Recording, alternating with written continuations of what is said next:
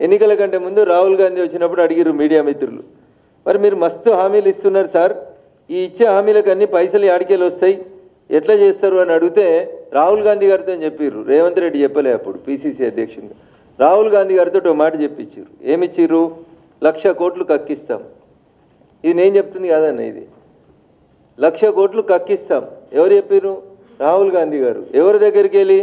నిన్నటిదాకా ముఖ్యమంత్రిగా ఉన్న ఆయన కుటుంబం దోచుకున్నటువంటి ఆస్తుల విలువ 1,00,000 కోట్లు, ఇవి కక్కించి ఇందిరమ్మ ఇల్లు కడతాం, 4,000 రూపాయల పింఛన్లు ఇస్తాం, ఆడబిడ్డలకి స్కూటీలు ఇస్తాం అన్న. మరి ఇప్పటికే 33% నీ పాలన సమయం పూర్తయింది. 1,00,000 కోట్లలో మరి 33,000 కోట్లనే కక్కాలి కదా. కక్కిన పైసలేనో ఒక శ్వేతపత్రం మీరు ఇయ్యాలదాకా మీరు కక్కించిన ఎంత? కేసీఆర్ గారి దగ్గర, ఆ కుటుంబ సభ్యుల దగ్గర మీరు కక్కించిన డబ్బులు ఎన్ని?